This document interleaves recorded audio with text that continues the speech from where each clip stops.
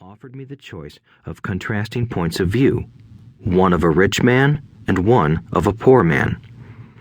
Instead of simply accepting or rejecting one or the other, I found myself thinking more, comparing, and then choosing for myself. The problem was that the rich man was not rich yet, and the poor man was not yet poor. Both were just starting out on their careers, and both were struggling with money and families. But they had very different points of view about money. For example, one dad would say, "The love of money is the root of all evil." The other said, "The lack of money is the root of all evil." As a young boy, having two strong fathers, both influencing me, was difficult. I wanted to be a good son and listen, but the two fathers did not say the same things. The contrast in their points of view, particularly about money, was so extreme that I grew curious and intrigued. I began to start thinking for long periods of time about what each was saying. Much of my private time was spent reflecting, asking myself questions such as, "Why does he say that?" and then asking the same question of the other dad's statement. It would have been much easier to simply say, "Yeah, he's right, I agree with that," or to simply reject the point of view by saying, "The old man doesn't know what he's talking about." Instead, having two dads whom I loved forced me to think and ultimately choose a way of thinking for myself. As a process, choosing for myself turned out to be much more valuable in the long run than simply accepting or rejecting a single point of view.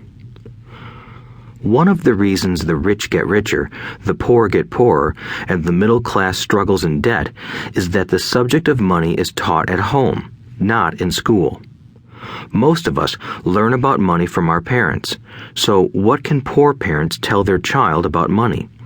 They simply say, "Stay in school and study hard." The child may graduate with excellent grades, but with a poor person's financial programming and mindset. Sadly, money is not taught in schools. Schools focus on scholastic and professional skills, but not on financial skills. This explains how smart bankers, doctors, and accountants who earned excellent grades may struggle financially all of their lives. Our staggering national debt is due in large part to highly educated politicians and government officials making financial decisions with little or no training in the subject of money. Today, I often wonder what will soon happen when we have millions of people who need financial and medical assistance. They will be dependent upon their families or the government for financial support. What will happen when Medicare and Social Security run out of money?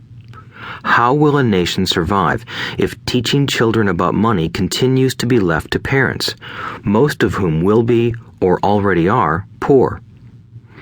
Because I had two influential fathers, I learned from both of them. I had to think about each dad's advice, and in doing so, I gained valuable insight into the power and effect of one's thoughts on one's life.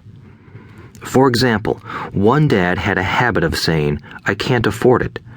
The other dad forbade those words to be used. He insisted I ask, "How can I afford it?" One is a statement, and the other is a question. One lets you off the hook, and the other forces you to think. My soon-to-be rich dad would explain that by automatically saying the words, "I can't afford it," your brain stops working. By asking the question, "How can I afford it?" your brain is put to work. He did not mean that you should buy everything you want. He was fanatical about exercising your mind, the most powerful computer in the world.